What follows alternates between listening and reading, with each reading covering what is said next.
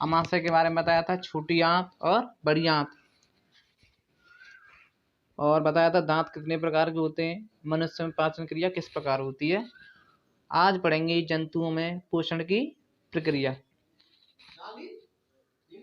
ये कुछ चरणों में होती है जो निम्न प्रकार है। नंबर 1, अंतग्रहण। शरीर में भोजन ग्रहण करने की प्रक्रिया को अंतग्रहण कहते हैं। जो हम खाना खाते हैं उसी प्रक्रिया को क्या कहते हैं हम, अंतग्रहण। अधिकतर सभी जंतु में अंतग्रहण करने का तरीका भिन्न हो सकता है। आगे देखें, पाचन। ठोस और अघुलनशील खाद्य पदार्थों को और घुलनशील खाद्य पदार्थों में परिवर्तित करने की प्रक्रिया को पाचन कहते हैं। ठोस मतलब जैसे गेहूं है, ठोस होता है, बाजरा, और अघुलनशील खाद्य पदार्थ जो जल में ना घुलें, उन पदार्थों को सरल और घुलनशील खाद्य पदार्थों में परिवर्तित करने की प्रक्रिया को पाचन कहते हैं। नंबर 3 है बेटा अवशोषण। अवशोषण में पाचन तंतुओं को आंतों से अवशोषित किया जाता है। जंतुओं में भी आंत होती हैं, उन्हीं के द्वारा अवशोषित किया जाता है और परिसंचरण तंत्र के द्वारा शरीर के विभिन्न भागों तक पहुंचाया जाता है। इसे कहेंगे बेटा हम अवशोषण। आगे देखें बेटा स्वांगीकरण। इस चरण में पचा हुआ भोजन शरीर के द्वारा ईंधन के रूप में प्रयोग में लाया जाता है। जो हमारा भोजन पच जाता है इसी चरण में आता है और ये ईंधन के रूप में कार्य करता है।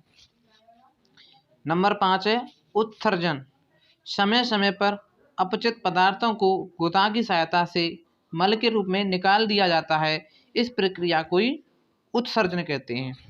जैसे मनुष्य का ले लें, मनुष्य खाना खाता है, मुख से स्टार्ट करता है, खाने के बाद में आमाशय में जाता है, फिर छोटी आंत में जाता है, फिर बड़ी आंत में जाता है और वो मल के रूप में गुदा के द्वारा बाहर निकल जाता है।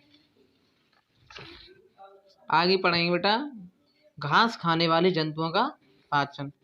आप जानते होंगे कुछ जंतु घास खाते हैं, जैसे ऊंट है, बैल है, गाय, बकरी, भैंस आदि। जब ये खाना न खा रहे हों उस समय भी जुगाली करते रहते हैं। जुगाली करने का मतलब होता है जब जंतु खाना खा लेते हैं और आराम से बैठ जाते हैं तब वो अपने मुंह को चलाते हैं, जो झाग झाग से आते हैं, हम उसे क्या कहते हैं, जुगाली कहते हैं। वास्तव में ये घास को जल्दी से खाकर अर्थात निगलकर आमाशय के पहले भाग में जमा कर लेते हैं। यह भाग प्रथम आमाशय रूमेन कहलाता है।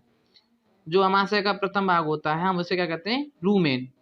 रूमेन में भोजन का आंशिक पाचन होता है। आंशिक मतलब टुकड़ों के रूप में उसका पाचन होता है, जिसे हम क्या कहते हैं, कड़ या जुगाल।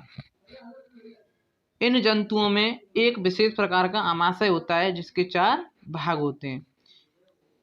पहला भाग होता है बेटा प्रथम आमाशय। यह घास खाने वाले जंतुओं के आमाशय का सबसे बड़ा भाग होता है। नंबर 2 द्वितीय आमाशय। इस भाग के द्वारा भोजन की आवश्यकता पड़ने पर मुख में लाया जाता है। यह भाग जुगाल के लिए अत्यंत आवश्यक है। तीसरा नंबर है बेटा तृतीय आमाशय। आमाशय के इस मुख्य भाग में अवशोषण करना होता है। यह भाग अतिरिक्त जल को अवशोषित करता है तथा कणों के आकार को कम करता है। यह आमाशय का सबसे छोटा भाग होता है और जो प्रथम आमाशय होता है उसका वह सबसे बड़ा भाग होता है। नंबर 4 आता है बेटा चतुर्थ आमाशय। आमाशय के इस भाग में भोजन का पाचन वैसे ही होता है जैसे मनुष्य के आमाशय में होता है। यह वास्तविक आमाशय है क्योंकि यहाँ पाचन के लिए रस का स्त्रावण होता है। आगे पढ़ेंगे बेटा अमीबा में पोषण एवं पाचन। पहले अमीबा से सुने।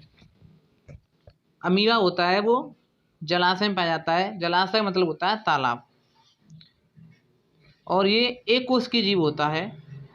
इसके बारे में पढ़ेंगे हम। अमीबा जलाशय में पाए जाने वाला एक कोश की जीव है। यह जीव पर तैरने वाले अति सूक्ष्म जंतुओं और पौधों को खाता है। इसके कोश का द्रव्य में एक कोश का झिल्ली होती है, एक गोल मोटा नाभिक भी होता है, कुछ छोटे छोटे बुलबुले होते हैं। अमीबा होता है वो अपनी आकृति और स्थिति बदलता रहता है, वो एक जैसा नहीं होता है।